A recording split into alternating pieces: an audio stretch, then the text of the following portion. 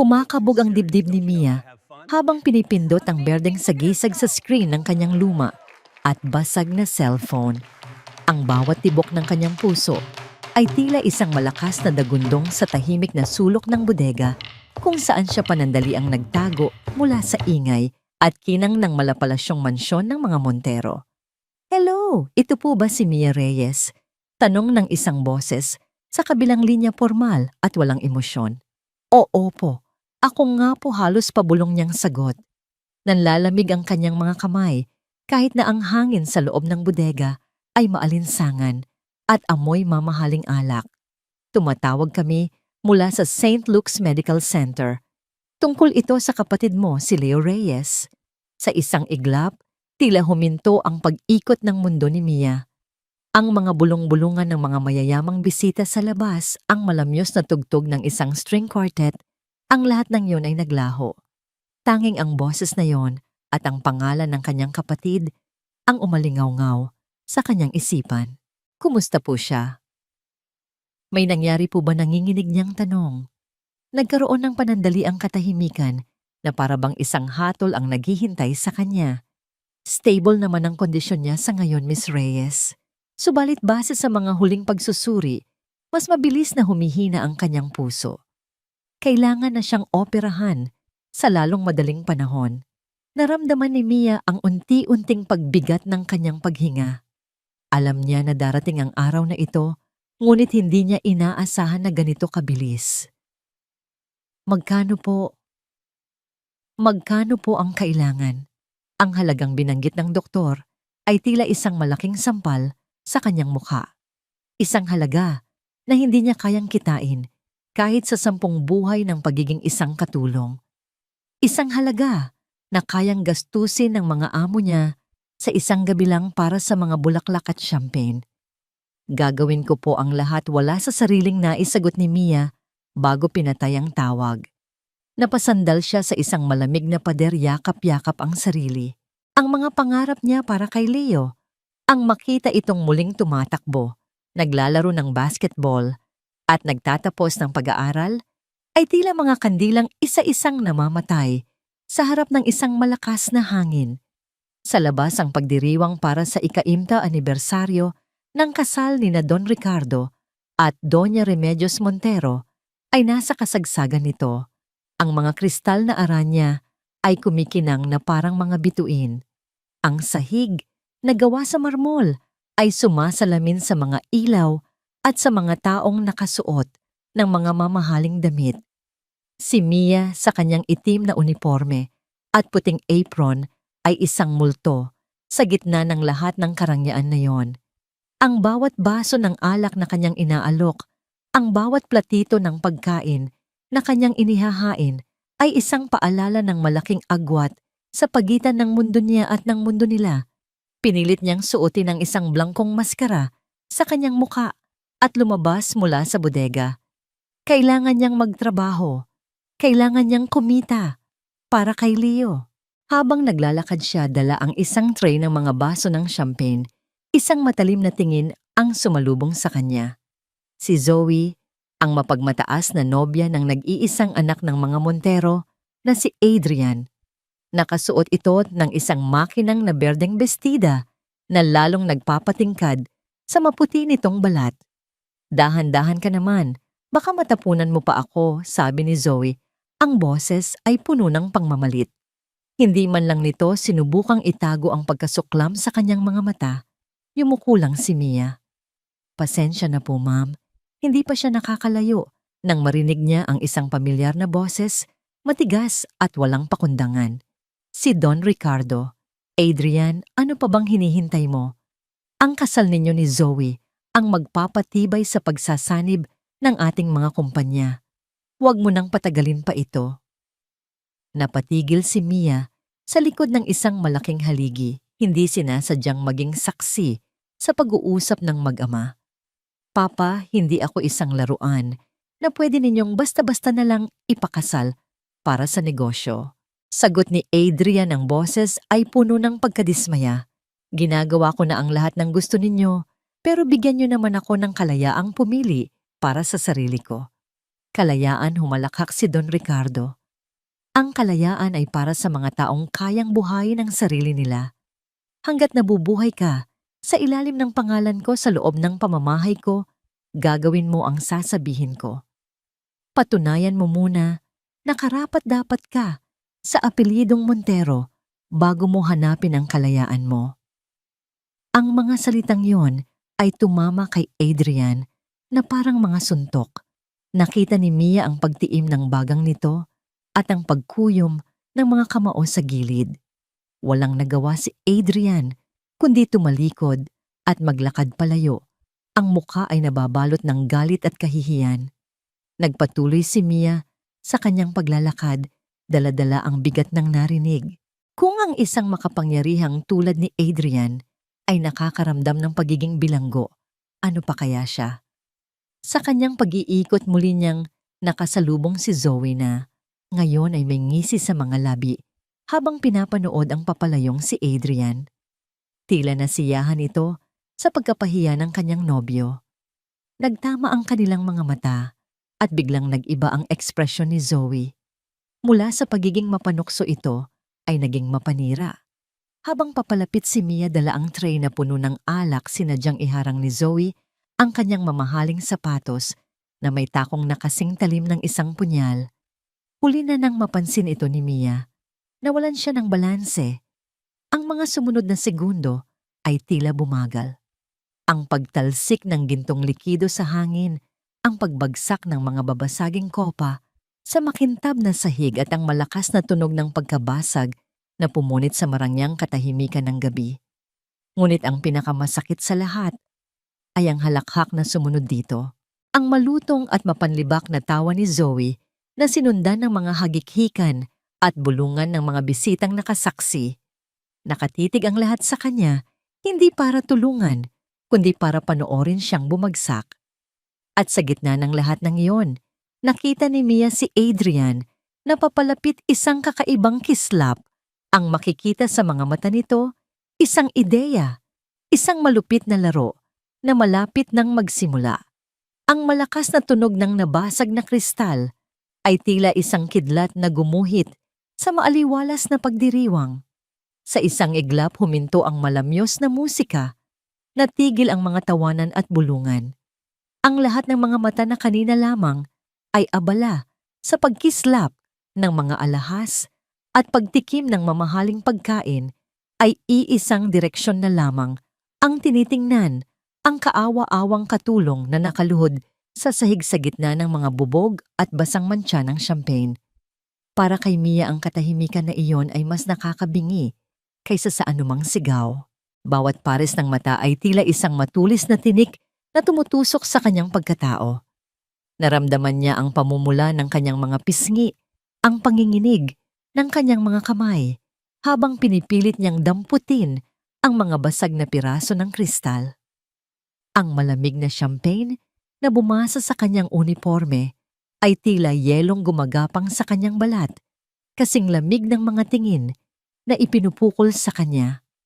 At sa gitna ng lahat lumapit si Adrian, hindi para tulungan, hindi para mag-alala. Lumapit siya na may ngisi sa kanyang mga labi, isang ngisi ng kapangyarihan at paglilibang. Tumingin siya mula sa itaas na para bang si Mia ay isang gusgusing insekto na naligaw sa kanyang perpektong hardin. Tingnan mo ang ginawa mo, sabi ni Adrian. Ang boses ay kalmado, ngunit puno ng pang-uuyam. Ang mga katulong ay dapat manatili sa pagiging katulong. Kapag sinubukan nilang maging parte ng selebrasyon, ganito ang nangyayari. Ang mga salitang iyon ay sinundan ng mga hagikhikan. Ang kahihiyan ni Mia ay naging isang palabas para sa kanila. Isang panandaliang aliwan sa kanilang magarbong gabi. Walang sino man ang lumapit para damayan siya. Tumayo si Mia yumuko at paulit-ulit na humingi ng paumanhin habang ang ibang mga staff ay mabilis na lumapit para linisin ang kalat. Bumalik ang musika. Nagpatuloy ang tawanan. Sa loob lamang ng ilang minuto, ang insidente ay tila ganap ng nakalimutan ng lahat maliban kay Mia at sa dalawang taong nag-umpisa nito. Sa isang mesa sa di kalayuan umupo si Adrian kasama si Zoe at ang kanilang mga kaibigan. Sunod-sunod ang kanyang tungga sa mamahaling brandy, ang kanyang mga mata ay madilim at ang kanyang panga ay nanatiling matigas. Ang pagkapahiya niya sa harap ng kanyang ama kanina ay isang sugat na sariwa pa at ang pagpapahiya kay Mia ay ang tanging paraan niya para maramdamang muli na siya ang may kontrol. Nakita mo ba ang itsura niya kanina? Bulong ni Zoe kay Adrian habang ang kanyang mga daliri ay marahang humahaplos sa braso nito. Para siyang basang sisiw. Siguro sinadya niya yon para mapansin mo. Huwag mo nang isipin ang basurahan, Zoe. Sagot ni Adrian, ngunit ang kanyang mga mata ay palihim na sumusulyap sa direksyon ni Mia na ngayon ay tahimik na namimigay muli ng inumin sa kabilang dulo ng silid. Ngunit si Zoe ay hindi pa tapos. Mayroon siyang galit sa mga babaeng tulad ni Mia, tahimik simple, ngunit may angking ganda na hindi nangangailangan ng kolorete o alahas, isang uri ng ganda na nagpapaalala sa kanya ng sarili niyang kakulangan. Bigla siyang tumayo at sinenyasan si Mia na lumapit. "Excuse me, miss," tawag niya ang boses ay ubod ng tamis, ngunit may nakatagong lason. Nanginginig ang mga tuhod ni Mia habang lumalapit siya sa mesa ng mga makapangyarihan. "Yes, ma'am," itinuro ni Zoe ang kanyang kumikinang na stiletto. "May isang maliit na patak ng pulang alak dito. Natapunan mo ang sapatos ko kanina. Linisin mo." Walang nagawa si Mia kundi tumango. Kumuha siya ng isang malinis na serbilyeta at dahan-dahang lumuhod sa harap ni Zoe. Ang eksena ay isang perpektong larawan ng kapangyarihan at pagkaalipin. Si Zoe nakataas ang noo, nakatingin sa kanya mula sa kanyang trono. Si Mia, nakayuko, naglilingkod sa kanyang paanan. Habang maingat na pinupunasan ni Mia ang sapatos, narinig niya ang mahinang tawa ni Adrian. At pagkatapos, naramdaman niya ito. Isang malamig na agos ng tubig. Mula sa kanyang ulo dumaloy ito sa kanyang buhok, sa kanyang leeg, hanggang sa mabasa ang likod ng kanyang uniforme. Namilog ang mga mata ni Mia sa gulat. Itinaas niya ang kanyang paningin at nakita si Zoe na hawak ang isang basong walang laman. Ang kanyang mukha ay nagpapanggap na nagulat. "Ay naku, ang lampa ko naman," sabi ni Zoe, ngunit ang kanyang mga mata ay nagsasayaw sa tuwa. "Pasensya ka na, hindi ko sinasadya." Isang malakas na tawanan ang umalingaw-ngaw mula sa mesa. Ang mga kaibigan ni Adrian at Zoe ay halos mamilipit sa galak. Ang iba pang mga bisita na nakakita ay nagbulungan ng iba ay napailing na lang, ngunit walang sino man ang nagtangkang sawayin sila. Nakatulala lang si Mia basang-basa at nanginginig, hindi dahil sa lamig, kundi dahil sa matinding kahihiyan. Gusto niyang magsalita, gusto niyang sumigaw, ngunit walang boses na lumalabas sa kanyang lalamunan. Ang tanging gusto niya ay maglaho na parang bula, ngunit hindi pa tapos ang gabi. Biglang tumayo si Adrian, itinaas ang kanyang baso. Ang kanyang boses pinalakas ng alak at ng arogansya ay umalingaw-ngaw sa buong grand ballroom. "Mga kaibigan, isang sandali lang po," sigaw niya. Muling natahimik ang lahat, ang kanilang atensyon ay na kay Adrian. Tila nasiyahan siya sa pagiging sentro ng lahat. Para hindi tayo mainip ngayong gabi, pagpapatuloy niya, isang mapanuksong ngamong ngiti ang gumuhit sa kanyang mga labi. "Naisip ko na magkaroon tayo ng isang maliit na laro. Isang palabas na tiyak na magbibigay aliw sa ating lahat." Ang kanyang mga mata ay tila naghahanap ng isang bagay o isang tao. At pagkatapos, sa gitna ng daan-daang mga bisita, ang kanyang tingin ay huminto. At ang mga mata niya na puno ng malamig at kalkuladong plano ay dumapo at tumitig ng diretso kay Mia. Ang mga mata ni Adrian Montero ay parang mga daluyong na humahanap ng sisirain, at sa gitna ng karagatan ng mga mamahaling mukha, ang kanyang tingin ay dumaong kay Mia. Ang nangiti sa kanyang mga labi ay hindi na lamang mapanukso, ito ay naging mapanganib. Naglakad siya patungo sa gitna ng grand ballroom, bawat hakbang ay may bigat at awtoridad. Ang ilaw, mula sa naglalakihang aranya, sa itaas ay sumasayaw sa kanyang perpektong gupit na buhok at sa kanyang mamahaling tuxedo. Tila siya isang hari sa kanyang korte handang magbigay ng isang utos na walang sino man ang maaaring suwayin. Huminto siya at sa katahimikang bumalot sa buong paligid ang kanyang boses ay umalingaw-ngaw na parang isang kulog. Hoy, ikaw, nakatulong, tawag niya ang daliri, ay nakaturo ng diretso kay Mia. Naramdaman ni Mia ang pag-atras ng dugo mula sa kanyang mukha. Pakiramdam niya ay libu-libong karayom ang tumutusok sa kanyang balat habang ang lahat ng atensyon ay muling napunta sa kanya. Nanatili siyang nakatayo. Ang basang uniforme ay nanlalamig at dumidikit sa kanyang likod, isang buhay na simbolo ng kanyang kahihiyan. Narinig ko pagpapatuloy ni Adrian. Ang boses ay puno ng huwad na pagkagiliw na sa probinsya ninyo. Mahilig kayong sumayaw ng pandango sa ilaw. Mukha ka namang malambot ang katawan. Isang alon ng pinigilang halakhak ang gumapang sa mga bisita.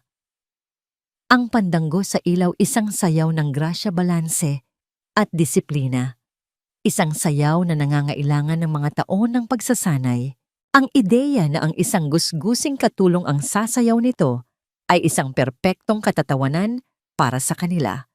Lalong lumapad ang nangiti ni Adrian na para bang isang artistang nagagalak sa reaksyon ng kanyang mga manonood. Itinaas niya ang kanyang mga kamay na tila nag-aalok ng isang napakagandang premyo.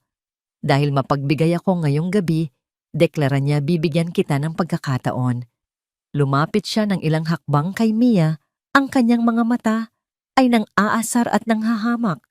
Kung kaya mong isayaw ang pandango, kasama ko, mula simula hanggang sa matapos ng hindi namamatay o nalalaglag ang kahit isang kandila. Babayaran ko ang lahat ng gastusin sa operasyon ng kahit sinong kamag-anak mo na gusto mo. Sa isang iglap, tila huminto ang pagtibok ng puso ni Mia. Operasyon. Ang salitang yon ay tumama sa kanya na parang isang biyaya mula sa langit at isang sumpa mula sa impyerno. Ang lunas para kay Leo, ang sagot sa kanyang mga panalangin, ay nasa harap na niya, nakabalot sa isang nakakainsultong hamon. Ngunit hindi pa tapos si Adrian. Pero sabi niya, at ang kanyang boses ay biglang naging malamig at matalim. Kung ikaw ay mabibigo, kung kahit isang kandila lang ay malaglag, o mamatay ang apoy, luluhod ka sa aking harapan at hahalikan mo ang aking sapatos. Dito mismo, sa harap ng lahat. At sa mga salitang yon, ang pinigilang halakhak ay naging isang malakas at nakakabininging pagsabog ng tawanan. Ang buong silid ay umalingaw-ngaw sa kanilang pagkutya. Anoong laban niya narinig ni Mia na sabi ng isang babaeng may kwintas na perlas. Kawawang babae. Gagawin siyang laruan ng anak ni Don Ricardo, bulong naman ng isang lalaking naka-Amerikana. Ang bawat tawa, bawat bulong ay isang latigo na humahagupit sa kanyang dignidad. Naramdaman niya ang panginginig ng kanyang buong katawan. Ang kanyang isip ay sumisigaw. Tumanggi ka, umalis ka. Huwag mong hayaang tapak-tapakan nila ang pagkatao mo. Ngunit ang kanyang puso ay bumubulong ng ibang pangalan. Leo. Nakita niya sa kanyang isipan ang mukha ng kanyang nakababatang kapatid, maputla ng hihina, ngunit laging may ngiti para sa kanya. Nakita niya ang mga tubo na nakakabit sa katawan nito. Narinig niya ang mahinang tunog ng makinang sumusubaybay sa tibok ng puso nito, isang tunog na anumang oras ay maaaring tumigil. Ang kahihiyan ba niya ay mas matimbang kaysa sa buhay ni Leo? Ang pride ba niya ay mas mahalaga kaysa sa kinabukasan ng kanyang kapatid? Ang ingay sa paligid ay unti-unting naglaho. Nawala ang mga mapanghusgang mukha, ang mga kumikinang na aranya, ang malawak na bulwagan. Ang tanging nakikita na lang niya ay ang 200, sa kanyang harapan 100 patungo sa pagkaalipusta, at ang isa naman ay 100 patungo sa isang himala. Isang nakabibinging katahimikan ang muling namayani. Ang lahat ay naghihintay sa kanyang sagot na para bang mga buwitreng nag-aabang sa isang hayop na malapit ng mamatay. Si Adrian ay nakatayo pa rin, ang kanyang muka ay puno ng pagtitiwala. Sigurado na siya ang mananalo sa larong ito, anuman ang piliin ni Mia. Dahan-dahan ipinikit ni Mia ang kanyang mga mata. Huminga siya nang malalim hinugot ang lahat ng lakas na natitira sa kanyang pagkatao. At sa dilim ng kanyang isipan, isang alaala, ang sumibol ang imahe ng kanyang ina, nakangiti habang itinuturo sa kanya ang mga unang hakbang ng sayaw sa kanilang maliit na bakuran. Ang sayaw, anak, ay nasa puso, hindi sa paa. Pagmulat niya ng kanyang mga mata, wala na ang takot, wala na ang pag-aalinlangan. Napalitan ito ng isang bagay na mas matatag, mas matibay, ang determinasyon ng isang taong wala nang maaaring iwawala pa. Itinuwid niya ang kanyang likod, itinaas niya ang kanyang baba, at sa gitna ng katahimikan na naghihintay ng kanyang pagsuko ang kanyang boses, bagamat bahagyang nanginginig, ay narinig ng malinaw at buo. Tinatanggap ko. Ang dalawang salitang binitawan ni Mia, tinatanggap ko, ay nanatiling nakabitin sa hangin, isang hamon na binalik sa naghamon. Isang sandali ng hindi makapaniwalang katahimikan ang namayani bago ito binasag ng isang sarkastikong palakpak mula kay Adrian. Magaling. Magaling, sabi niya, isang malupit na ngiti ang sumilay sa kanyang mga labi.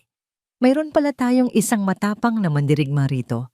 Ikinumpas niya ang kanyang kamay patungo sa orkestra na tila mga estatwang natigilan sa kanilang mga pwesto. Ano pang hinihintay ninyo? Utos niya ang boses ay may diin ng pagkainip. Tugtugin ninyo ang pandanggo sa ilaw, nagkatinginan ang mga musikero. Ang kanilang konduktor ay napalunok, ang kanyang mga mata ay nag-aalangang sumulyap kay Doña Remedios na tahimik na nakamasid mula sa kanyang mesa. Ngunit isang matalim na tingin mula kay Adrian ang nagpatahimik sa anumang pagtutol. Dahan-dahan itinaas ng konduktor ang kanyang batuta. Ang mga unang nota ng pandanggo ay tumunog sa loob ng marangyang bulwagan. Ito ay isang himig na malungkot at puno ng pangungulila. Isang himig na para sa mga simpleng pagdiriwang sa ilalim ng buwan, hindi para sa isang pekeng palabas sa ilalim ng mga kumikinang na aranya. Ang musika ay tila nag-aatubili-pilit at walang kaluluwa. Isang matandang katulong ang lumapit kay Mia, ang muka ay puno ng awa. Dala niya ang 3 tinggoy, maliliit na baso na may kandila sa loob. Ang apoy ay maliit ngunit matatag na nagsasayaw. Nanginginig ang kamay ni Mia habang inilalagay ng matanda ang isang baso sa bawat palad niya. Ang lamig ng salamin ay isang kakaibang paalala ng init ng apoy na nasa ibabaw nito. Ang pangatlong baso, ang pinakamahirap, ay marahang ipinatong sa kanyang ulo. Sa isang iglap, naramdaman ni Mia ang bigat ng buong mundo sa kanyang bumbunan.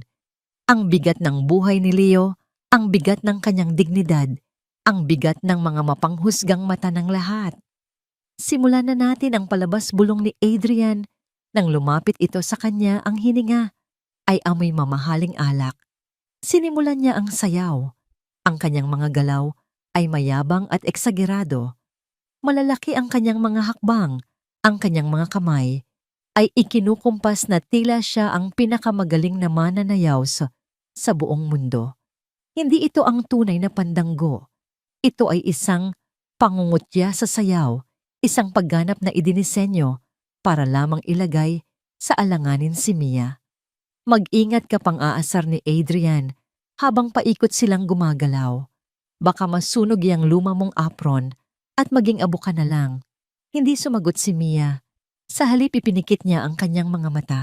Sa pagpikit niya, tila isang kurtina ang ibinagsak na naghihiwalay sa kanya mula sa mga nanunood, mula sa pangiinsulto ni Adrian, mula sa lahat ng ingay at kahihiyan. At sa katahimikan ng kanyang isipan, isang boses ang kanyang narinig. Ang boses ng kanyang ina, malinaw na parang kahapon lang. Huwag mong tignan ang sahig, anak. Pakinggan mo ang tibok ng iyong puso. Ito ang iyong balanse. Hayaan mong ang musika ang maging hangin sa ilalim ng iyong mga paa. Huminga siya ng malalim. Sinunod niya ang payo. Pinakiramdaman niya ang ritmo ng musika hindi mula sa orkestra, kundi mula sa himig na nakatago sa kanyang alaala. Unti-unti ang kanyang mga nanginginig na kalamnan ay nagsimulang kumalma. Ang kanyang mga paa ay nagsimulang gumalaw, hindi na pilit, kundi may sariling kusa. Naramdaman ni Adrian ang pagbabago. Hindi na natataranta ang babae. Hindi na ito nanginginig. Ang kanyang pagkamuhi ay napalitan ng pagkainis. Kailangan niyang sirain ang konsentrasyon nito. Sa gitna ng isang pag-ikot, bigla niyang binago ang kanyang galaw. Isang marahas at mabilis na pag-ikot ang kanyang ginawa, sabay hila sa braso ni Mia. Ito ay isang galaw na tiyak na sisira sa balanse ng kahit sinong mananayaw. Isang kolektibong ang kumawala sa mga panauhin. Nakita nila ang marahas na paggalaw. Nakita nila kung paano nanginig ang buong katawan ni Mia. At higit sa lahat, nakita nila ang kandila sa kanyang ulo. Ang apoy nito ay nagsayaw ng malikot.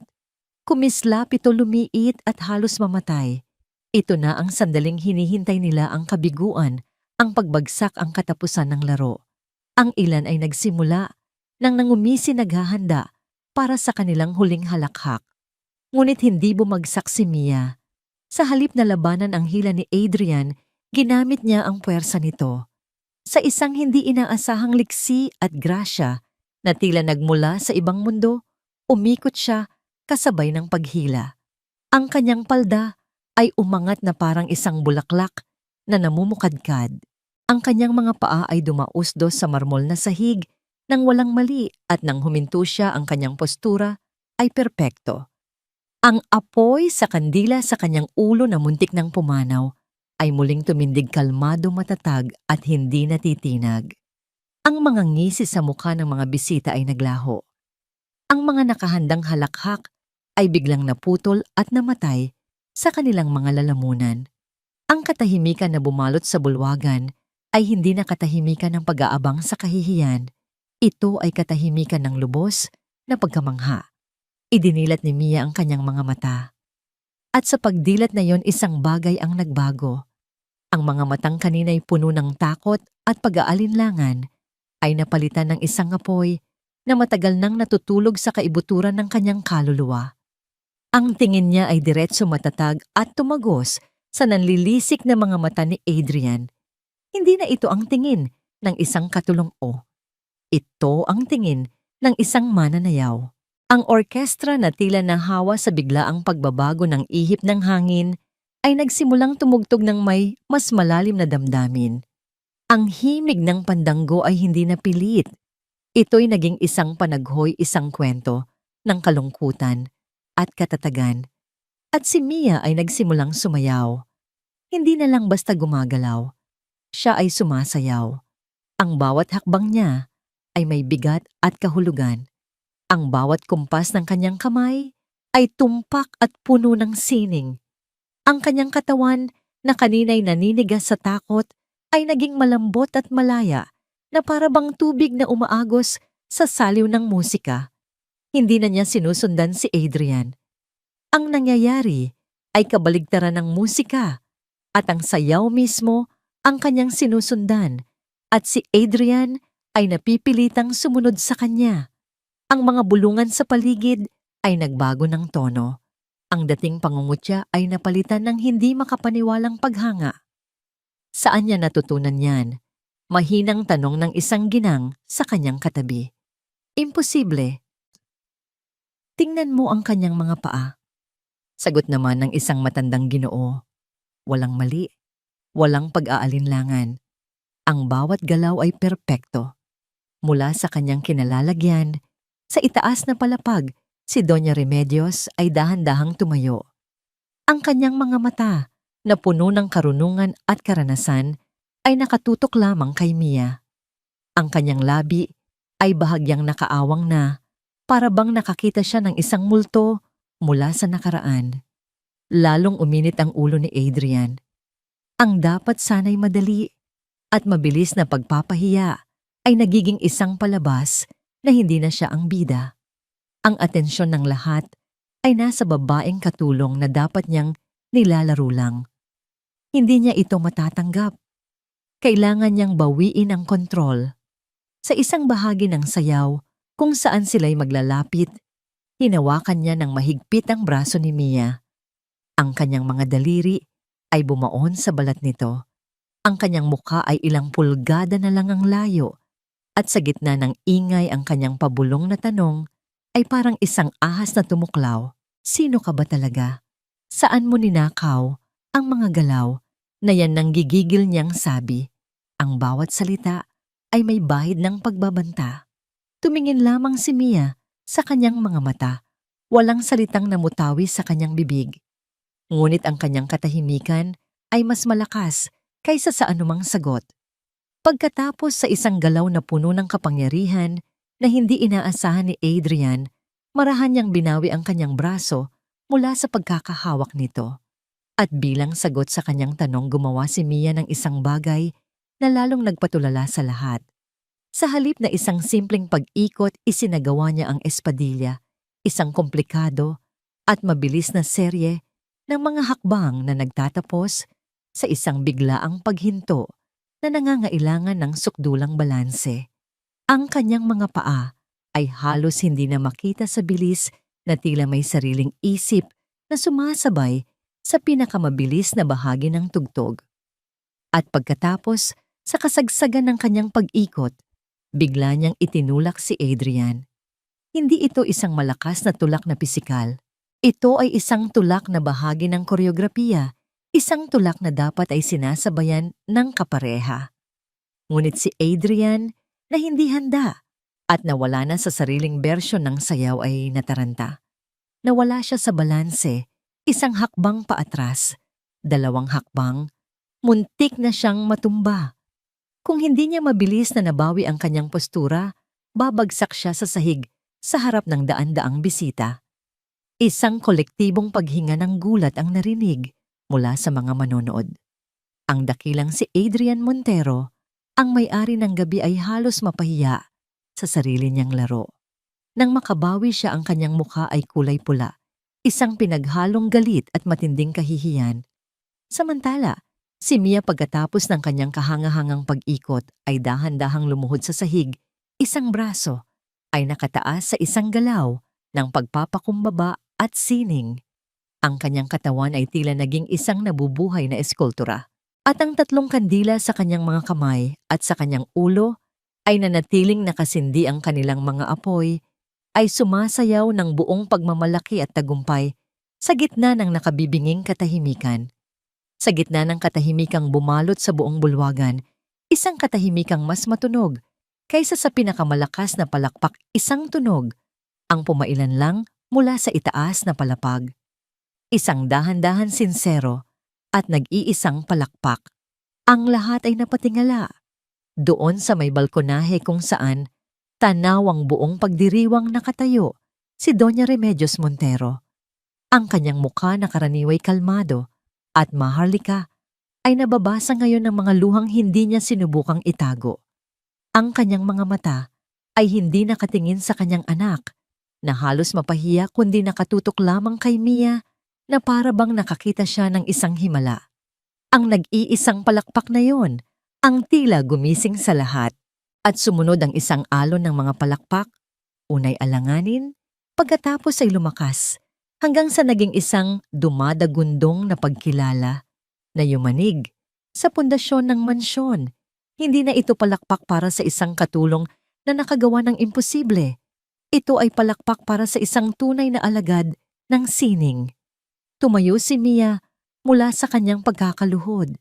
Ang musika ay umabot na sa huling bahagi nito, isang malungkot, ngunit matamis na melodiya ng pagtatapos. Sa kanyang isipan, ang bulwagan ay naglaho. Wala na si Adrian. Wala na ang mga mapanghusgang bisita. Ang tanging naroon ay siya at ang musika at ang isang pamilyar na anino na tila sumasayaw kasama niya. ang anino ng kanyang ina. Ang bawat galaw niya ngayon ay hindi na para sa hamon. Ito ay isang pag-aalay. Ang bawat pag-ikot ay isang pagbabalik tanaw sa mga hapon na ginugol niya sa kanilang maliit na kubo, kung saan ang sahig na kawayan ang kanilang entablado at ang tunog ng lumang radyo ang kanilang orkestra.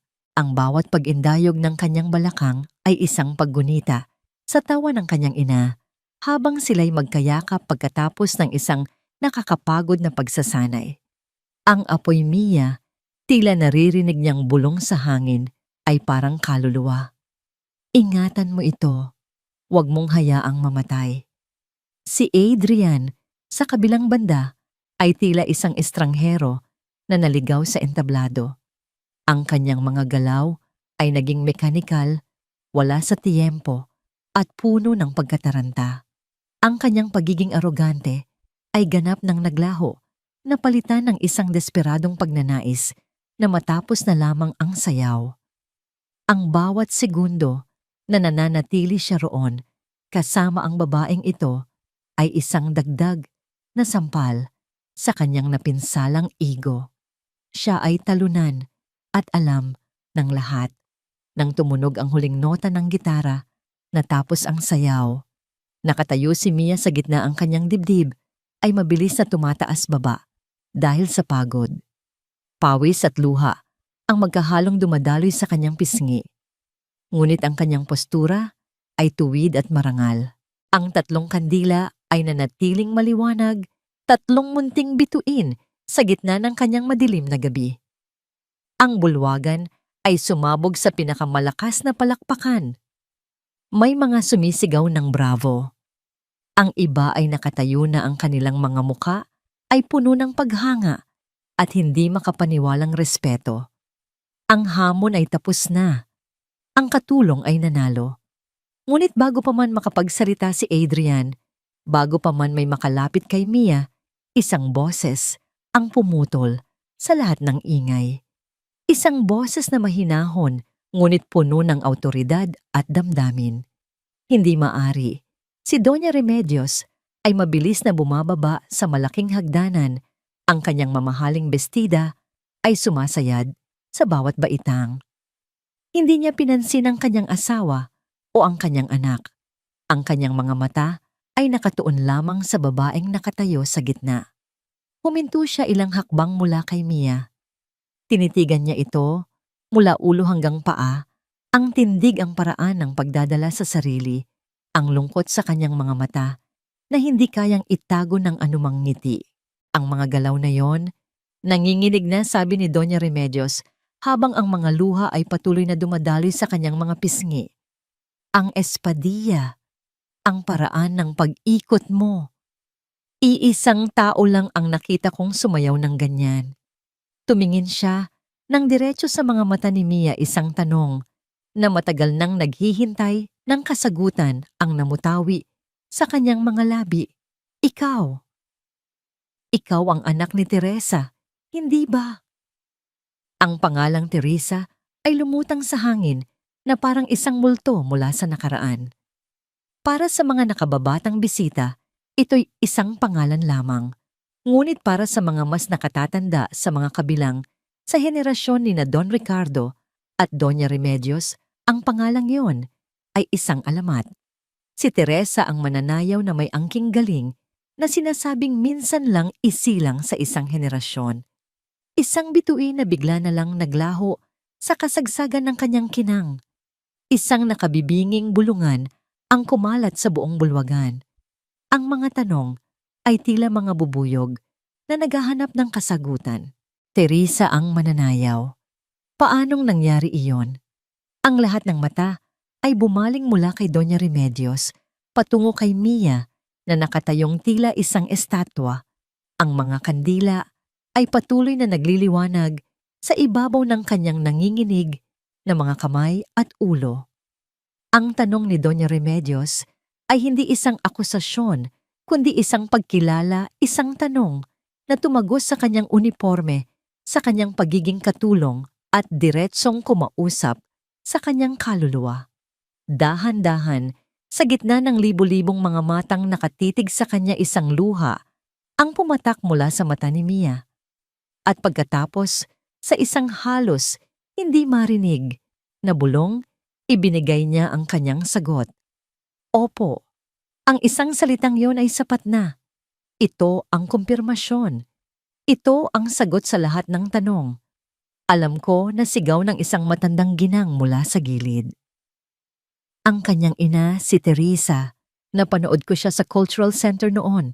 Ganyan-ganyan ang kanyang tindig. Sunod-sunod na ang mga bulong ng pag-alala at pagkamangha. Ang babaeng kanina lang ay kinukutya at pinagtatawanan ay biglang naging sentro ng isang halos nakalimutan ng alamat. Lumapit si Doña Remedios kay Mia. Marahan niyang hinawakan ang pisngi nito. Ang kanyang mga mata ay puno ng lungkot at pagsisisi. Anak, bakit hindi mo sinabi? Bakit ka nagtatrabaho bilang ganito? Bago pa man makasagot si Mia, isang matinis na boses ang pumunit sa emosyonal na sandali. Kasama lahat yan sa palabas niya si Zoe na kanina patahimik sa isang sulok, ang muka ay hindi maipinta, sa galit at inggit ay sumugod papalapit. Ang kanyang perpektong ayos na mukha ay nagkandang ngiwi-ngiwi sa puot. Huwag kayong maniwala sa kanya. Tita Remedios, sigaw niya ang daliri, ay nandidiring nakaturo kay Mia. Isang malaking kasinungalingan ang lahat ng ito. Gumagawa lang siya ng kwento para makakuha ng simpatya at pera. Isa siyang mandaraya. Ang mga salita ni Zoe ay puno ng kamandag. Para sa kanya, mas madaling tanggapin na si Mia ay isang magaling na sinungaling kaysa tanggapin na ang katulong na hinamak niya ay may dugong bughaw sa larangan ng sining. Nagkakamali ka, Zoe, mahinahon, ngunit matatag na sagot ni Doa Remedios, hindi inaalis ang tingin kay Mia. Ang ganitong talento ay hindi kayang dayain. Ito ay nasa dugo. Ito ay isang pamana. Pamana humalakhak si Zoe ng mapakla. Isa lang siyang hamak na katulong at iyan ang nararapat sa kanya. Sa sobrang galit, hindi na napigilan ni Zoe ang sarili. Mabilis siyang kumilos, ang kanyang mga kamay ay nakaumang na para sa bunutan o saktan si Mia. Ang kanyang intensyon ay malinaw, sirain ang imahe ng kahinahunan at dignidad na biglang bumalot sa dating katulong. Gusto niyang ibalik si Mia sa putik kung saan siya nararapat. Isang kolektibong hiyawan ng gulat ang narinig mula sa mga bisita habang sumusugod si Zoe. Ngunit ang kanyang kamay ay hindi umabot sa buhok ni Mia. Isang braso ang humarang sa kanya, si Adrian. Humakbang siya sa pagitan ng dalawang babae, itinulak palayo si Zoe. Ngunit ang kanyang mga mata ay hindi nakatingin sa kanyang nobya. Ang mga ito ay nakatitig kay Mia at sa kauna-unahang pagkakataon, ang kanyang mukha ay hindi dinababakasan ng pagmamataas o panguuyam. Ang nakikita rito ay isang bagay na mas malalim at mas komplikado, pagkalito, hindi makapaniwala, at isang maliit na bahid ng pagsisisi. Tama na, Zoe, utos niya, ang boses ay mababa at garalgal. Pero Adrian, hindi mo ba nakikita? Niloloko niya tayong lahat, pagpupumilit ni Zoe. Bago pa man makasagot si Adrian, si Doña Remedios na ang bumasag sa tensyon. Inalis niya ang kanyang kamay mula sa pisngi ni Mia at humarap sa nagwawalang si Zoe. Ang kanyang boses na kanina'y puno ng emosyon ay naging kasing lamig ng yelo. Ang tanging nakikita kong panloloko dito, Hiha, ay ang pag-uugali mo, mariin niyang sabi. Nakita ko kung paano mo siya binasa kanina. Ang pagiging disente at pagkakaroon ng mabuting puso ay hindi nabibili ng pera o ng apelyido. Humarap siya sa lahat ng kanyang mga bisita. Si Teresa, pagpapatuloy niya ang boses ay muling lumakas, ay hindi lang isang mananayaw. Isa siyang tunay na alagad ng sining na tinalikuran ang karangyaan para sa kanyang minamahal. At ang kanyang anak, lumingon siyang muli kay Mia. Isang malungkot na ngiti ang sumilay sa kanyang mga labi, ay nagpatunay ngayong gabi na ang tunay na kadakilaan ay hindi namamatay. Nagtatago lang ito, naghihintay ng tamang pagkakataon para muling sumiklab. Ang telon ay ganap ng naitaas. Ang katotohanan ay nasa liwanag na. Si Mia ay hindi na lamang isang katulong na nanalo sa isang hamon. Siya na ngayon ang nawawalang anak ng isang alamat at ang kanyang kwento ay ngayon pa lamang nagsisimula. Ang pagbubunyag ni Doña Remedios ay tila isang malakas na sampal sa mukha ng bawat bisita, lalo na kay Adrian.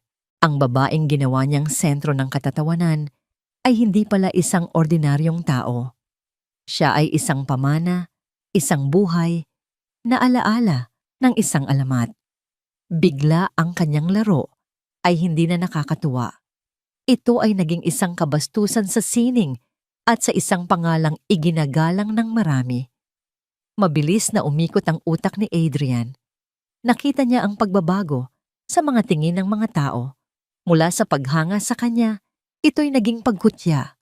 Narinig niya ang mga bulungan na ngayon ay hindi na pumupuri sa kanyang kapangyarihan, kundi humuhusga sa kanyang kalupitan.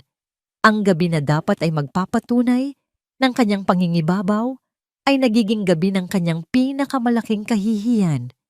Kailangan niyang kumilos, kailangan niyang bawi ng sitwasyon. Sa isang galaw na tila hinugot mula sa isang pelikula, maingat niyang inayos ang kanyang tuksido, huminga ng malalim at humakbang papalapit kay Mia. Ang kanyang mukha na kanina'y puno ng galit ay biglang napalitan ng isang maskara ng malalim na pagsisisi at paghanga. Mia, sabi niya, ang kanyang boses ay malumanay at puno ng sinseridad na pilit niyang hinuhugot mula sa kung saan. Patawarin mo ako. Huminto ang mga bulungan. Ang lahat ay napatingin sa kanya nag-aabang sa susunod na mangyayari sa dramang ito. Hindi ko alam, pagpapatuloy niya tinititigan si Mia na para bang ngayon lang niya ito tunay na nakita. Hindi ko alam ang iyong pinagmulan. Ang nakita ko lang ay isang babaeng may pambihirang talento na nakatago sa likod ng isang simpleng uniforme. Siguro ito ang paraan ng tadhana para ipakilala ka sa amin, para ipakilala ka sa akin. Ang mga salitang tadhana at pagsisisi ay lumabas sa kanyang bibig ng buong husay na para bang matagal na niya itong pinraktis.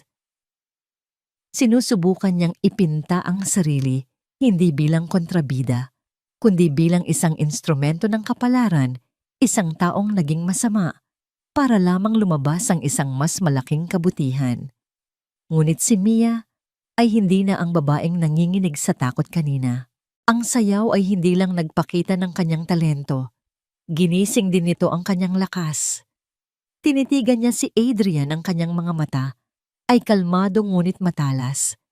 Wala siyang nakitang pagsisisi sa mga mata nito.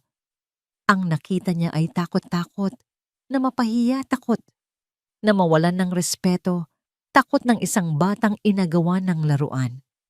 Paumanhin, mahinang ulit ni Mia sa salita na para bang ito'y isang wikang banyaga sa kanyang pandinig.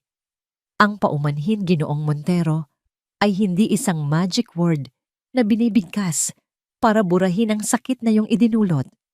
Ito ay dapat maramdaman. Ito ay dapat manggaling sa puso. Tumingin siya sa paligid sa mga matang nakamasid sa kanila. Ang ginagawa ninyo ngayon ay hindi paghingi ng tawad.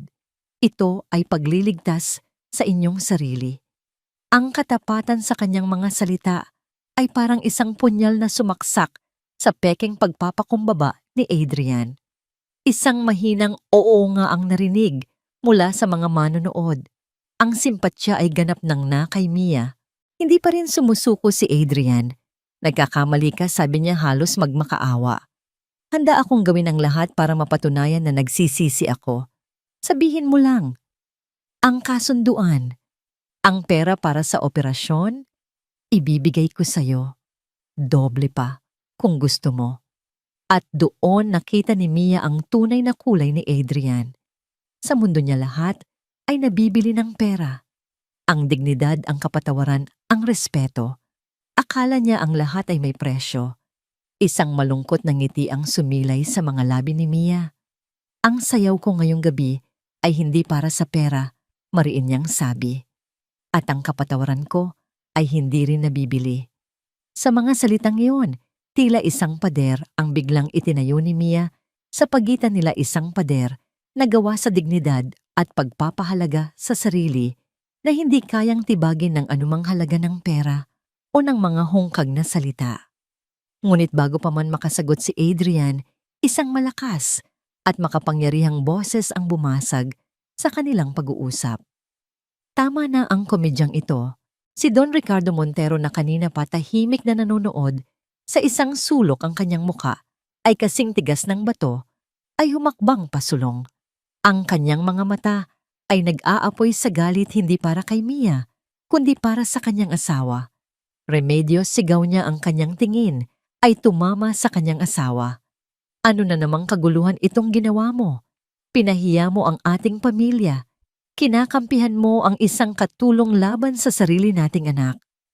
Itigil mo na itong kabaliwan na ito bago pa tuluyang masira ang pangalan ng mga Montero. Ang atake ay biglaang nag-iba.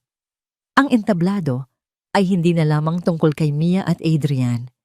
Ito na ngayon ay isang labanan sa loob mismo ng pamilyang pinakamakapangyarihan sa silid na yon. Ang akusasyon ni Don Ricardo ay bumagsak na parang isang bomba sa gitna ng bulwagan.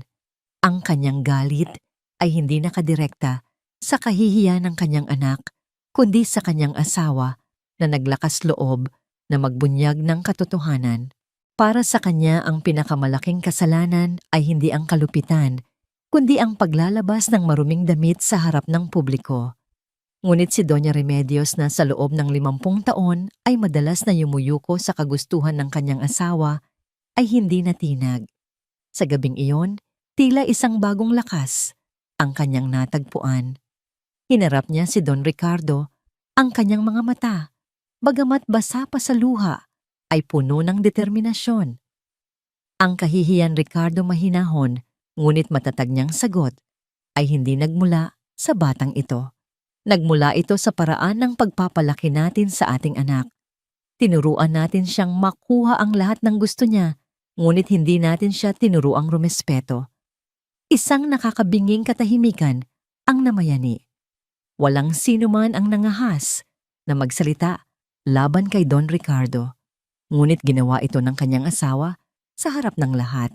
Ang pamilya ni Teresa ay may malaking utang sa batang ito.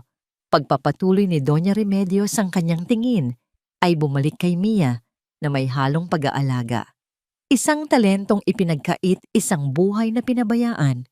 Kung hindi nila kayang bayaran ang utang na loob na yon, ako, tumingin siyang muli sa kanyang asawa, ako ang magbabayad.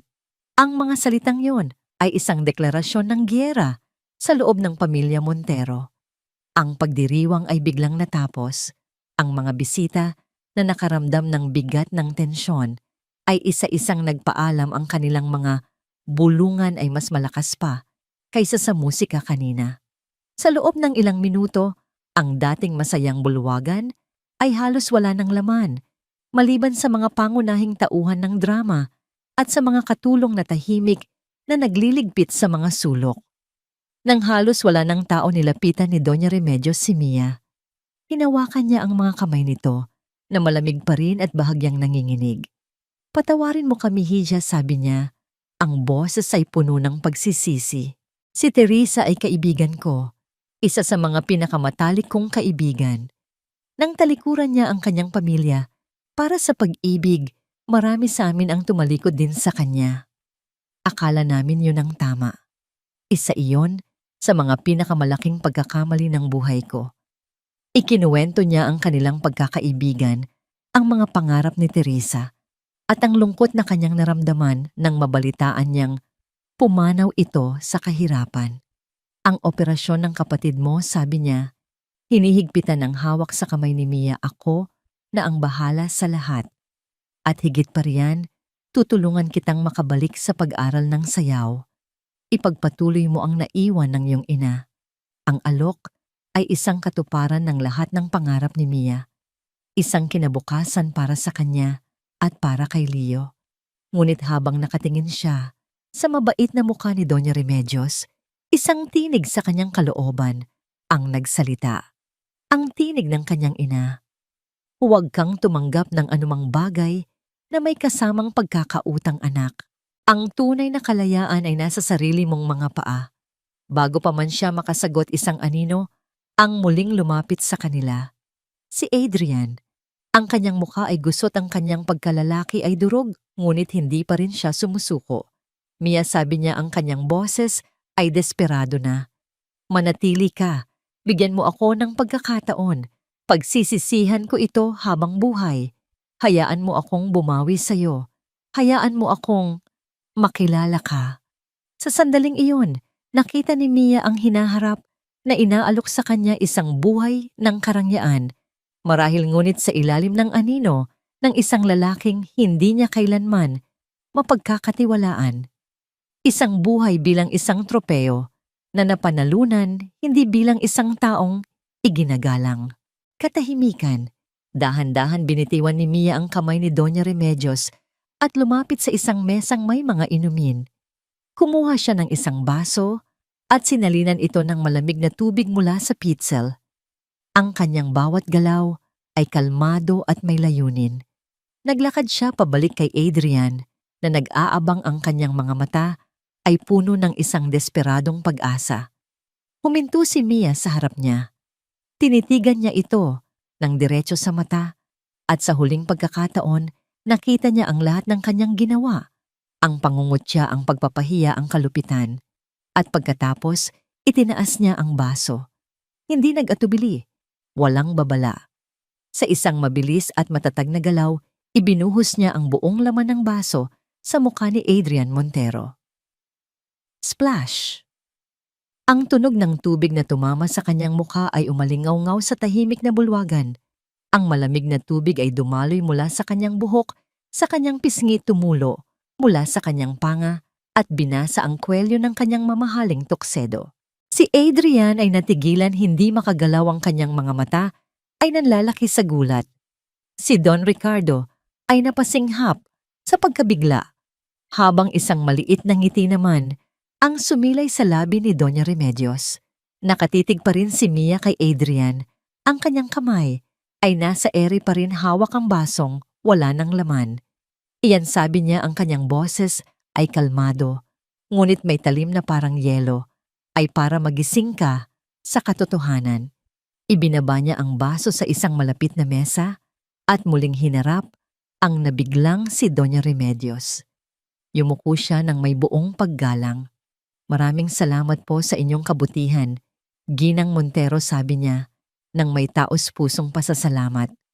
Ngunit hindi ko po matatanggap ang lahat ng inyong alok. Pero bakit hidya, nag-aalalang tanong ni Doña Remedios. Tatanggapin ko po ang tulong para sa operasyon ni Leo. Sagot ni Mia, ang kanyang boses ay naging matatag. Ituturing ko po itong isang utang na babayaran ko sa inyo balang araw sa kahit anong paraan. Ngunit ang aking kinabukasan, tumingin siya sa kanyang sariling mga kamay, ang mga kamay na sumayaw at nagtagumpay. Ang kinabukasan ko po ay ako na ang gagawa.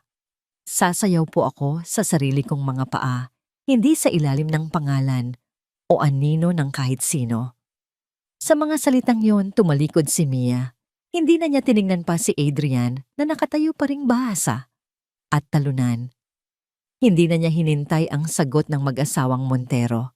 Dala ang dignidad na kanyang ipinaglaban at nabawi, naglakad siya palabas ng marangyang bulwagan. Ang bawat hakbang niya palayo ay isang hakbang patungo sa kanyang sariling kalayaan. Ang sayaw ay tapos na, ngunit ang tunay na sayaw ng kanyang buhay ay ngayon pa lamang magsisimula. Makalipas ang 3 buwan, ang nakasisilaw na ilaw ng mga aranya ay napalitan ng sinag ng araw na pumapasok sa mga siwang ng bintanang gawa sa caps. Ang malawak na sahig na marmol ay napalitan ng sahig na kahoy, medyo luma na, ngunit makintab at inalagaan. At ang himig ng isang buong orkestra ay napalitan ng tunog ng isang lumang gitara na tinutugtog ng may puso ng isang matandang lalaki sa isang sulok. Sa gitna ng maliit na dance studio na ito, na dating isang inabandonang bodega sa kanilang komunidad, nakatayo si Mia. Hindi na siya nakasuot ng uniforme, kundi ng isang simpleng bestida at malong na itinali sa kanyang baywang. Ang kanyang buhok ay nakapusod at sa kanyang mukha ay may isang nangiting hindi napilit o nakatago. Sa harap niya ay isang grupo ng mga batang babae na may edad 5 hanggang 10 ang kanilang mga mata ay kumikinang sa tuwa at paghanga habang ginagaya ang bawat galaw niya. Ganyan nga malumanay na sabi ni Mia. Ang balikat relax lang. Ang mga kamay parang mga ibon na lumilipad. At ang puso, dapat masaya. Sa isang sulok na kaupo sa isang silyang degulong ay si Leo. Mas may kulay na ang kanyang mga pisngi at hindi na siya mukhang nanghihina. Sa kanyang leeg ay may isang maliit na peklat, isang paalala ng matagumpay na operasyon na nagligtas sa kanyang buhay. Pumapalakpak siya sa saliw ng musika. Ang kanyang mukha ay puno ng pagmamalaki para sa kanyang ate. Ang gabing iyon, sa mansyon ng mga Montero, ay tila isang panaginip na lang. Tinupad ni Doña Remedios ang kanyang pangako at binayaran ang lahat ng gastusin sa ospital ni Leo. Ngunit gaya ng sinabi ni Mia, itinuring niya itong isang utang. Hindi siya bumalik sa mansyon. Sa halip sa tulong ng ilang kaibigan nilinis at inayos niya ang lumang bodega at ginawa itong isang libreng paaralan ng sayaw para sa mga bata sa kanilang lugar. Ito ang kanyang paraan ng pagbabayad, ang pagbabahagi ng pamana ng kanyang ina, hindi sa mga mayayaman, sa mga mararangyang bulwagan, kundi sa mga batang katulad niya noon na puno ng pangarap ngunit kulang sa pagkakataon. May mga usap-usapan na kumalat. Nabalitaan niyang naghiwalay na di umano sina Adrian at Zoe dahil ang insidente ay nagdulot ng malaking iskandalo na nakaapekto sa planong pagsasanib ng kanilang mga kumpanya. Narinig din niya na si Adrian ay pansamantalang ipinadala ng kanyang ama sa ibang bansa para mag-aral, isang paraan para ilayo ito sa kahihiyan. Ngunit ang mga balitang iyon ay hindi na mahalaga kay Mia. Ang mundo ng mga Montero ay isang kabanata na isinara na niya. Isang hapon, habang nag-aayos siya sa studio, pagkatapos ng klase, isang sulat ang dumating para sa kanya. Galing ito kay Doña Remedios. Sa loob ng sobre ay isang luma at medyo kupas na litrato.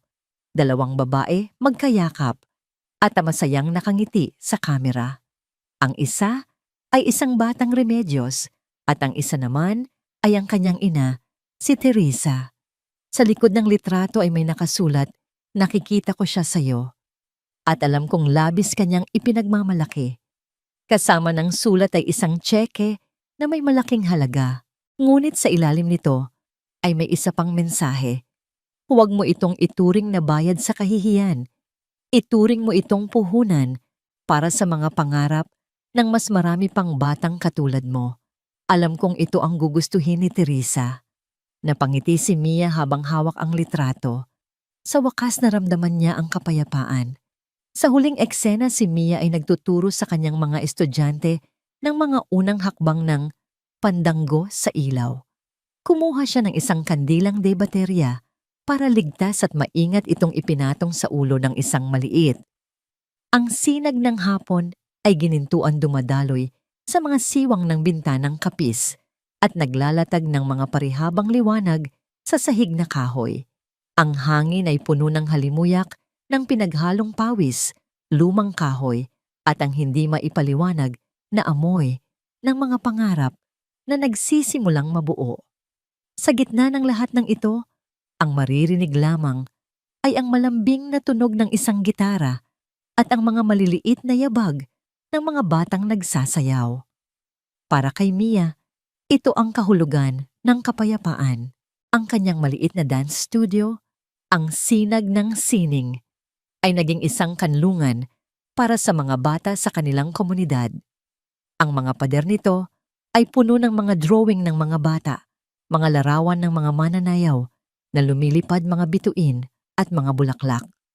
Bawat sulok ng silid ay saksi sa mga tawanan, sa mga pagkadapa at sa mga maliliit na tagumpay. Kamakailan lang isang lokal na pahayagan ang nagsulat tungkol sa kanyang munting paaralan. Dahil dito, kinilala ng lokal na pamahalaan ang kanyang proyekto at nag-alok ng maliit na suporta. Ito ay isang malaking bagay para sa kanya. Ate, tingnan mo. Napalingon si Mia sa pinanggalingan ng boses. Si Leo na ngayon ay hindi na nakaupo sa kanyang wheelchair. Dahan-dahan siyang naglalakad, medyo may kaunting alalay pa sa pader, ngunit bawat hakbang ay isang milagro. Ngumiti siya nang malapad ang kanyang mga mata, ay nagniningning. Ang galing-galing mo na bunso, sabi ni Mia. Ang kanyang puso ay nag-uumapaw sa tuwa. Niyakap niya ang kanyang kapatid. At sa sandaling iyon naramdaman niya na ang lahat ng kanyang pinagdaanan ay may katuturan. Ang kanyang tagumpay ay kumpleto na. O iyon ang kanyang akala. Kinagabihan, habang nag-iisa na lamang siya at nagliligpit sa studio, isang sulat ang idinulas sa ilalim ng pinto. Ito ay nasa isang mamahaling sobre kulay krema at may nakaukit na gintong selyo na hindi niya pamilyar. Sa pagbukas niya nito, isang kakaibang kaba ang gumapang sa kanyang dibdib. Ang sulat ay mula sa isang organisasyong tinatawag na Montero Cultural Development Foundation. Nakasaad dito na ang kanyang sinag ng sining ay napili bilang isang potensyal na benepisyaryo para sa isang malakihang grant na naglalayong suportahan ang mga sining sa mga komunidad. Inaanyayahan siya sa isang formal na pagpupulong sa susunod na linggo sa isang kilalang hotel sa Makati. Montero. Ang pangalan pa lang ay sapat na para pabalikin ang lahat ng masasakit na alaala. Bakit ngayon pa? Bakit sa ganitong paraan? Hindi pa man natatapos ang kanyang pag-iisip, biglang tumunog ang kanyang telepono. Isang hindi rehistradong numero. Nag-atubili siyang sagutin ito, ngunit sa huli ay pinindot din niya. Hello, Mia Hija, si Remedios ito. Ang boses ni Doña Remedios ay tila mas matanda at may bahid ng pag-aalala na hindi narinig ni Mia noon. Ginang Remedios, napatawag po kayo. Magalang na sagot ni Mia. Hija, kailangan mong malaman, diretsong sabi ng matanda. Nakabalik na si Adrian mula sa Amerika at para patunayan na nagbago na siya sa kanyang ama, itinatag niya ang foundation na yan. Siya ang namumuno dito. Naramdaman ni Mia ang panlalamig ng kanyang mga kamay. Ang multo ng nakaraan ay hindi na pala isang anino lamang. Ito ay nagbalik may pangalan at may isang formal na imbitasyon. Hindi ko alam kung ano ang kanyang binabalak. Pagpapatuloy ni Doña Remedios ang kanyang boses ay halos pabulong na. Ngunit kilala ko ang aking anak. Hindi siya kumikilos ng walang kapalit. Hidya pakiusap. Mag-ingat ka. Pagkatapos ng tawag, natulala si Mia. Hawak ang sulat sa isang kamay at ang telepono sa kabila. Ang kapayapaan na kanyang naramdaman kanina ay biglang naglaho na palitan ng isang madilim na pangamba. Pinilit niyang iwaksi ito sa kanyang isipan. Isinara na niya ang studio at naglakad pa uwi sa ilalim ng mga ilaw ng poste. Habang papalapit siya sa kanilang maliit na bahay, isang sasakyan ang biglang huminto sa kanyang tabi. Ang makina nito ay halos walang tunog, ngunit ang presensya nito sa kanilang makipot na kalye ay nakakabingi. Isang itim, makintab at napakamahal na sasakyan. Isang sasakyang pamilyar sa kanya. Bumukas ang pinto sa likuran at mula sa dilim, isang figura ang lumabas. Nakasuot ito ng isang perpektong plantsadong business suit. Ang buhok ay maayos na nakagupit at ang mukha ay mas seryoso at tila mas matanda. Wala na ang aroganteng nangisi. Napalitan ito ng isang kalmado at kalkuladong nangiti na mas nakakatakot kaysa sa anumang sigaw. Mia, sabi ni Adrian Montero, ang kanyang boses ay mababa at kontrolado. Magandang gabi. Kailangan nating mag-usap. Ang presensya ni Adrian sa kanilang maliit at tahimik na kalye ay tila isang pagkakamali sa realidad. Ang kanyang mamahaling sapatos ay nakatapak sa sementong may mga lamat at ang kanyang amoy ng pabango ay humalo sa amoy ng nilutong hapunan mula sa mga kalapit na bahay. Naramdaman ni Mia ang titig ng kanilang mga kapitbahay mula sa kanilang mga bintana. Nagtataka kung sino ang importanteng bisita na dumating para sa simpleng guro ng sayaw. Wala tayong kailangang pag-usapan, mariin ngunit mahinang sagot ni Mia habang mahigpit na niyayakap ang kanyang sarili. Hindi niya gustong gumawa ng eksena. Pakiusap, sabi ni Adrian, at sa kauna-unahang pagkakataon, narinig ni Mia ang isang bagay na kakaiba sa kanyang boses, isang pahiwatig ng pagpapakumbaba, kahit na alam niyang ito'y peke. 5 minuto lang, hindi ako aalis hanggat hindi mo ako pinakikinggan. Sa huli, dahil ayaw niyang maging sentro ng tsismis sa buong kapitbahayan, pumayag siyang sumakay sa sasakyan. Ang loob nito ay amoy katad at malamig. Dahil sa aircon, isang mundong napakalayo sa maalinsangang hangin sa labas. Nang makaupo sila, walang nagsalita sa unang ilang segundo. Pagkatapos nagsimula si Adrian. Alam kong hindi mo ako paniniwalaan. Panimula niya, ang kanyang mga mata ay hindi nakatingin kay Mia, kundi sa madilim na kalsada sa labas. Pero ang mga nangyari noong gabing iyon, binago ako. Huminga siya ng malalim na parabang isang aktor na naghahanda para sa isang mahalagang linya. Ipinadala ako ng aking ama sa Amerika hindi bilang parusa, kundi para mag-isip. At doon na-realize ko ang lahat, ang kayamanan namin ng kapangyarihan. Wala itong kwenta kung ginagamit lang para sa sarili. Ikaw, lumingon siya, at tinitigan si Mia, ikaw ang nagturo sa akin na niyan. Nagpatuloy siya sa pagsasalita, ang kanyang mga salita ay pinili at pinakinis. Ikinuwento niya kung paano siya naging inspirasyon para gamitin ang yaman ng kanilang pamilya sa makabuluhang paraan. At iyon daw ang dahilan kung bakit niya itinatag ang Montero Cultural Development Foundation. Ito na ang misyon ko ngayon, Mia, sabi niya nang may bagong sigla. Ang tulungan ang mga taong katulad mo, mga alagad ng sining na may pambihirang talento, ngunit walang suporta. Pagkatapos, inilatag niya ang kanyang plano, ang kanyang bitag. Nabasa ko ang tungkol sa sinag ng sining, sabi niya, at sa unang pagkakataon, binanggit niya ang pangalan ng studio ni Mia na tila ito'y isang bagay na mahalaga.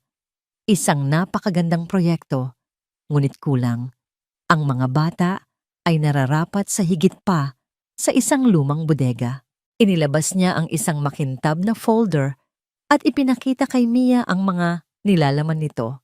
Mga architectural plan, mga blueprint, mga larawan na gawa sa computer. Ito ang plano ko. Sabi niya, ang kanyang boses ay puno ng pagmamalaki. Isang state-of-the-art cultural center. Itatayo natin mismo sa inyong komunidad. Magkakaroon ito ng malaking dance studio na may modernong sahig at salamin, isang music room na puno ng mga instrumento, isang maliit na aklatan. At mag-aalok tayo ng mga scholarship para sa mga pinakamagagaling na bata para makapag-aral sila sa pinakamahuhusay na paaralan ng sining sa Maynila. Natigilan si Mia. Ang kanyang mga mata ay nanatili sa mga larawan. Ito ang pangarap. Ang pangarap na hindi man lang niya nangahas na isipin para sa kanyang mga estudyante. Ito ay isang perpektong mundo na inilalatag sa kanyang harapan. At gusto ko pagpapatuloy ni Adrian na ikaw ang mamuno dito. Ikaw ang magiging artistic director. Ikaw ang masusunod sa lahat ng programang sining. Ang kailangan mo lang gawin ay tanggapin ang alok. Tumingin siya. Nang diretso sa mga mata ni Mia, ang kanyang ekspresyon ay seryoso at mapanghikayat. Huwag mo itong gawin para sa akin. Huwag mo ring gawin para sa'yo. Gawin mo ito para sa mga bata, para sa kinabukasan nila. Ang mga salitang yon ay isang perpektong patibong. Inatake ni Adrian hindi ang kahinaan ni Mia, kundi ang kanyang pinakamalaking kalakasan, ang kanyang pagmamahal sa komunidad at sa kanyang mga estudyante. Sa mga sumunod na araw, ang alok ni Adrian ay naging isang malaking balita. Sinadya niyang ipaalam ito sa mga lokal na opisyal at sa mga magulang ng mga estudyante ni Mia. Bigla si Mia ay nasa gitna ng isang malaking pressure. Ang mga magulang ay lumalapit sa kanya, ang kanilang mga mata ay puno ng pag-asa, nagmamakaawa na tanggapin niya ang alok para sa kanilang mga anak. Ang kapitan ng barangay ay kinakausap siya, sinasabing ito ay isang malaking oportunidad para sa kanilang lugar. Naramdaman ni Mia na tila ang mga pader ay papalapit sa kanya. Paano niya tatanggihan ang isang pangarap na inaalok para sa lahat? Kung tatanggi siya, lalabas siyang sakim makasarili, isang taong ipinagkait ang magandang kinabukasan ng maraming bata dahil lamang sa personal na galit. Ang kanyang kapayapaan ay ganap ng nawasak. Gabi-gabi, hindi siya makatulog, ginugulo ng isang tanong. Hanggang saan dapat manindigan ng isang tao sa kanyang prinsipyo kung ang kapalit nito ay ang pangarap ng mga taong mahalaga sa kanya? Nang malaman niyang magdaraos si Adrian ng isang malaking press conference para formal na i-anunsyo ang proyekto, alam na ni Mia na naipasok na siya sa isang sulok. At sa press conference na yon, inanunsyo ni Adrian sa lahat ng media. At para formal na simula ng partnership na ito, inaanyayahan ko sa entablado ang magiging puso ng proyektong ito, ang ating artistic director, si Miss Mia Reyes, para sama-sama naming lagdaan ang kasunduan. Ang lahat ng kamera, lahat ng ilaw, lahat ng mga mata ay bumaling sa kanya. Si Adrian ay nakangiti sa entablado, inilahad ang kanyang kamay nag-aabang. Ang buong komunidad ay pumapalakpak, naghihintay. Nasa kanya na ang huling desisyon sa harap ng lahat. Walang nang atrasan. Ang palakpakan ay dumadagundong sa loob ng bulwagan ng hotel. Ang bawat palakpak ay tila isang malakas na tibok ng puso na nag-uudyok kay Mia na tumayo. Ang mga ilaw mula sa mga kamera ay nakakasilaw at ang mga mukha ng kanyang mga kababayan, sa audience mga magulang, mga lokal na opisyal, at ang kanyang mga munting estudyante ay puno ng hindi maipaliwanag na pag-asa. Ito na ang sandali ng tagumpay ni Adrian. Sa wakas na isara na niya ang kanyang bitag. Kung tatanggi si Mia, siya ang magmumukhang kontrabida. Kung tatanggapin niya, si Mia ay magiging isang magandang palamuti sa kanyang proyekto, isang simbolo ng kanyang kapatawaran at kapangyarihan, isang tagumpay na binili, hindi na panalunan. Sa anumang paraan, panalo si Adrian. Dahan-dahang tumayo si Mia. Ang bawat hakbang niya patungo sa entablado ay tila isang milya ang haba. Ang kanyang puso ay kumakabog ng malakas, ngunit ang kanyang mga paa ay matatag. Nang umakyat siya sa entablado, sinalubong siya ni Adrian ng isang ngiting puno ng kumpiyansa. Inilahad nito ang isang mamahaling pluma.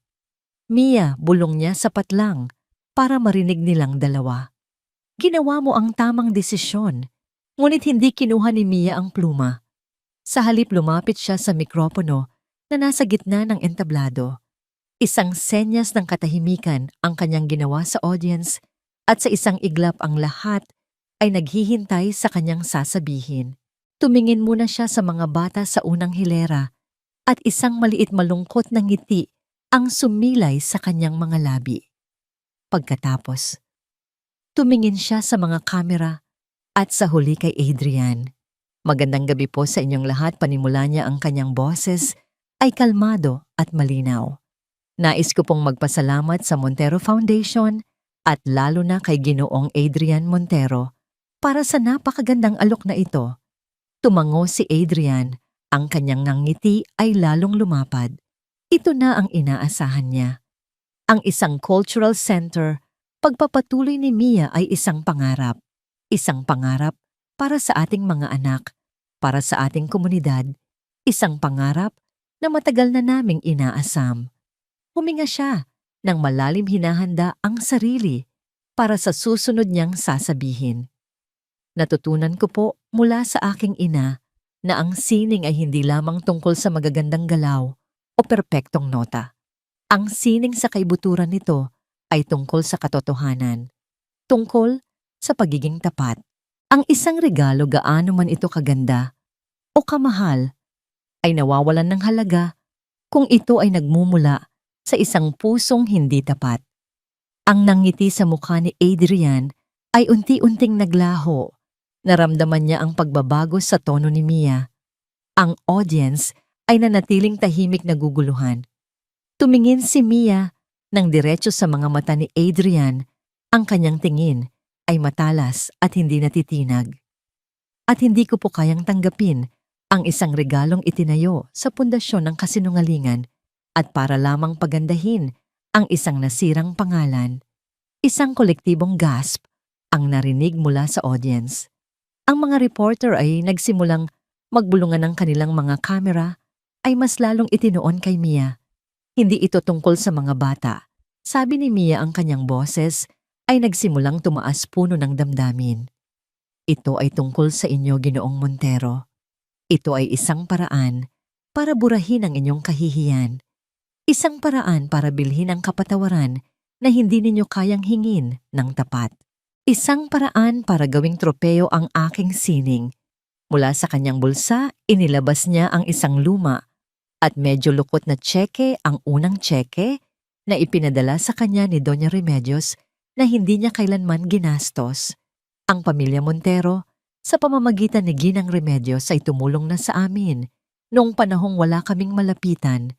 Sabi niya, itinaas ang tseke para makita ng lahat. Ang utang na loob na yon ay habang buhay kong tatanawin. Ngunit ang proyektong ito, marahan niyang inilapag ang tseke sa ibabaw ng kontratang nakahanda sa mesa. Ito ay hindi tulong. Ito ay isang hawlang gawa sa ginto. Humarap siyang muli sa kanyang komunidad, sa mga magulang, sa mga bata. Ang kanyang mga mata ay nagsusumamo at puno ng katapatan. Ang pangarap natin ay hindi nabibili, deklara niya. Hindi natin kailangan ng isang marangyang palasyo para patunayan ang ating halaga. Ang sining ay nasa ating mga puso. Ang ating kultura ay nasa ating mga ugat. Itatayo natin ang ating mga pangarap gamit ang ating sariling mga kamay, sa ating sariling paraan, gaano man ito kaliit o kasimple. Dahil ang sining na totoo ay mas mahalaga kaysa sa anumang gusaling gawa sa pera at pagkukunwari. Pagkatapos ng kanyang mga salita, isang nakabibinging katahimikan ang bumalot sa bulwagan. Si Adrian ay nakatayo na, parang isang estatwang. Nabasag ang kanyang mukha, ay namumutla ang kanyang bibig, ay bahagyang nakaawang sa hindi makapaniwala. Pagkatapos, isang palakpak ang narinig mula sa isang magulang, sinundan ng isa pa at isa pa. Hanggang sa ang buong bulwagan, maliban sa mga kasosyo ni Adrian, ay nagtayuan at nagbigay ng isang dumadagundong na palakpakan. Isang palakpak na hindi lang para sa kanyang katapangan, kundi para sa katotohanang kanyang sinabi. Ang bitag ni Adrian ay hindi lang nabigo. Ito ay gumuho. At sa ilalim ng mga guho nito, siya ay muling napahiya, mas malala, mas publiko, at mas masakit kaysa dati. Dahil sa pagkakataong ito, hindi lang ang kanyang sayaw ang tinalo. Ang kanyang buong pagkatao ang hinusgahan at nakitang may pagkukulang. Ang hiyawan at palakpakan para kay Mia ay tila isang malakas na agos na tumangay sa lahat ng natitirang dignidad ni Adrian. Ang flash ng mga kamera ay walang tigil, ngunit sa pagkakataong ito, hindi ito para kunan ang kanyang tagumpay, kundi ang kanyang pinakamalaking kabiguan. Ang kanyang mukha na dumaan mula sa pagiging kampante patungo sa pagkabigla ay ngayon ay nababalot ng isang maitim na galit at kahihiyan na hindi na maitatago ng anumang maskara. Walang sinabi. Mabilis siyang tumalikod at halos patakbong umalis. Sa entablado, sinusuong ang mga reporter na sumusunod sa kanya at naghahagis ng mga tanong. Ang kanyang pag-alis ay hindi ang pag-alis ng isang makapangyarihang tao, kundi ang pagtakas ng isang talunan. Ang eksena ng kanyang pagkataranta at pagkapahiya ay na-broadcast sa lahat ng news channel ng gabing iyon. Ilang araw ang lumipas. Ang maliit na komunidad ni Mia ay naging sentro ng atensyon. Maraming maliliit na negosyante, mga lokal na artist, at mga ordinaryong mamamayan na naantig sa kanyang paninindigan ang nag-alok ng tulong, maliliit na donasyon, mga lumang instrumento, mga voluntaryong nagpipinta sa pader ng studio. Hindi ito kasing laki ng alok ni Adrian, ngunit ito ay totoo. Ito ay mula sa puso. Isang umaga, habang si Mia ay nagtuturo sa kanyang masayang klase, isang pamilyar na itim na sasakyan ang muling huminto sa labas. Ngunit sa pagkakataong ito, hindi si Adrian ang bumaba, kundi si Doña Remedios. Mag-isa siyang pumasok sa studio, ang kanyang muka ay kalmado, ngunit may bakas ng lungkot. Pinanood niya ng ilang sandali ang mga batang sumasayaw, isang maliit na ngiti ang sumilay sa kanyang mga labi. Ipinagmamalaki ka sana ng iyong inahidya, sabi niya nang lumapit si Mia. Nag-usap sila sa isang sulok malayo sa pandinig ng mga bata. Galit na galit ang kanyang ama pagkumpirma ni Doña Remedios, hindi dahil sa pagtanggi mo sa alok, kundi dahil sa pangalawang pagkakataon, ginawa na namang katatawanan ni Adrian ang pangalan ng aming pamilya sa harap ng buong mundo. Inilabas ni Doña Remedios ang isang makapal na folder na gawa sa katad. Hindi ito mga blueprint kundi mga legal na dokumento. Gumawa ng desisyon si Ricardo. Sabi niya, ang kanyang boses ay may bigat. Opisyal nang inalis ni Adrian bilang tagapagmana ng Montero Corporation. Ang lahat ng kanyang shares at responsibilidad ay inilipat sa ibang mga kamag-anak. Natigilan si Mia. Ito ang pinakamabigat na parusang maaaring matanggap ng isang taong tulad ni Adrian, ang pagkawala ng kapangyarihan at ng apelyidong kanyang ipinagmamalaki. Ngunit hindi dyan nagtatapos pagpapatuloy ni Doña Remedios. Bilang pagsisisi sa kahihiyang idinulot ng aming pamilya, nagpasya si Ricardo na isang malaking porsyento ng aming personal na yaman ay ilalagay sa isang bagong trust fund, isang pondo na hiwalay sa kumpanya na nakalaan lamang para sa pagpapalaganap ng sining at kultura sa buong bansa.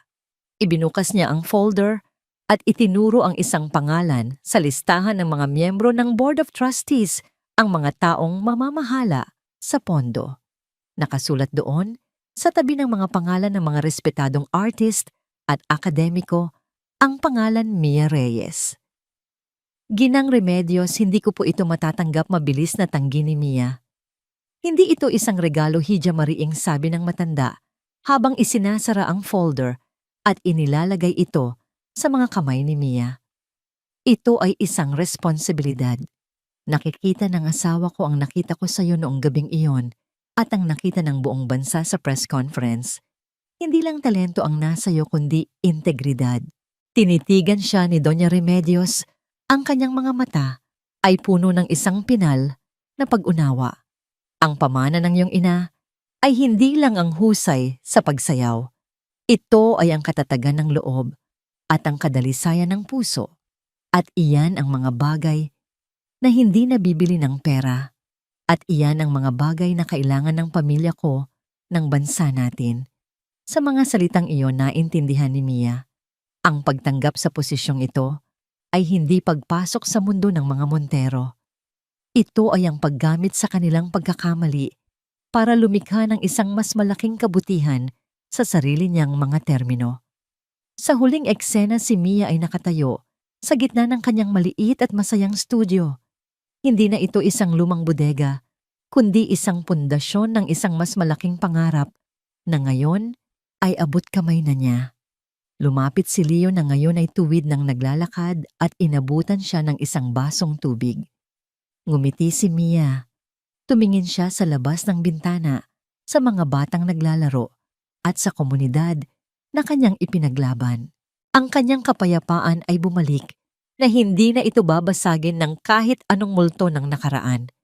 Ito ay isang kapayapaang pinanday ng pagsubok, pinatibay ng paninindigan at pinagyaman ng pag-asang ibinabahagi niya sa iba.